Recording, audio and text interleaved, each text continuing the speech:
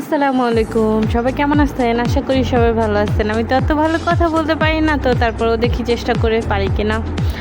তো আজকে আমি রান্না করবো গরুর পায়ের যে খুঁড়া আছে সেগুলা নেহারি পাক করব। তো এটা খুব সহজ রান্না করা, জাস্ট আপনি মাখায় জোখায় বসায় দিবেন, হয়ে যাবে। তো শেষে আর কি ডালের মতো বাগার দিলেই হয়। এর জন্য নিয়ে নিলাম কাঁচামরিচ, পেঁয়াজ, এগুলো কুচায় নিয়ে এগুলোর সাথে গরম মশলা বাটা, তারপর আদা রসুন বাটা, জিরা বাটা সবগুলা দিয়ে দিলাম। এরপরে দিব পরিমাণ মতো হলুদ, তারপরে মরিচের গুঁড়াটা নেহারিতে কম দিলেই ভালো হয়। আমার বাচ্চা খাবে, এর জন্য আমিও নেহারিতে মরিচের গুঁড়াটা কমই দিছিলাম। তো যারা ঝাল পছন্দ করেন তারা বেশি করে কাঁচামরিচ ফাইরা দিয়ে দিবেন। তো সব কিছু দেওয়ার পর তেল দিয়ে তারপর এটাকে ভালো মতো মাখায় নিতে হবে।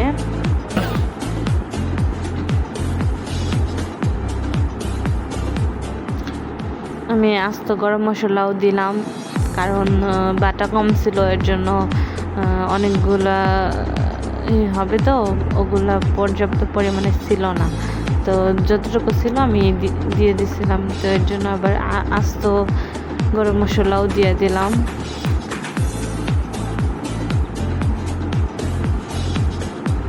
তো এবার ভালো করে মাখায় নেওয়ার পালা।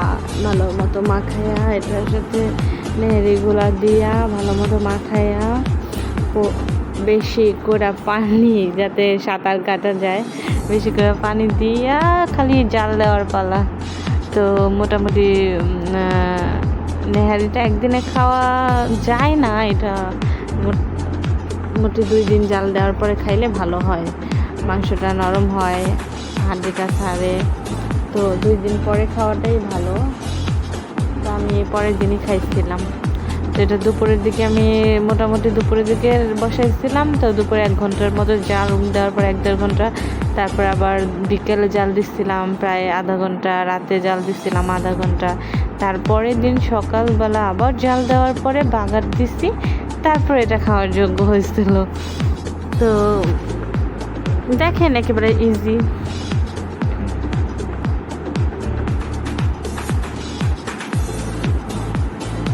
তো এখন শুধু জাল জাল দাও, জাল দাও আর জাল দাও, আর কোনো কথা নাই।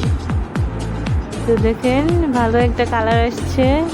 তো আমার জানি না কেন, আমার মোবাইলের জন্য, তবে বাস্তবে এটার কালারটা খুব সুন্দর লাগতেছিল। তো দেখেন, এটা রাতের বেলায়, রাতে যখন আবার জাল দিচ্ছিলাম।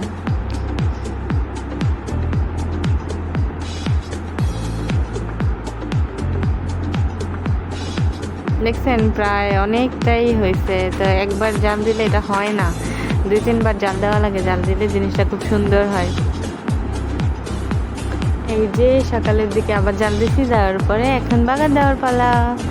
আমি রসুন, কতগুলো রসুন থেতলায়া নিয়া ওগুলোর সাথে শুকনো মরিচ, আস্ত শুকনো মরিচ ভাইজা ডালের মতো বাগার দিলেই রেডি। সেই সুগ্রান, অনেক সুন্দর গ্রান আসে এটা।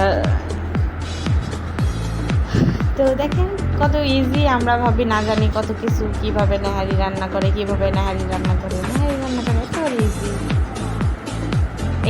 এই নিয়ে আমার 3য় বার রান্না হয়েছিল। তো মাশাল্লাহ অনেক স্বাদ হয়েছে, অনেক।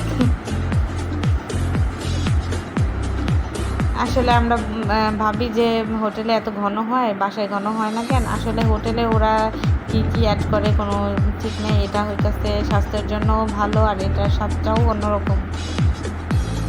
দেখছেন, মাশাল্লাহ অনেক স্বাদ আছে।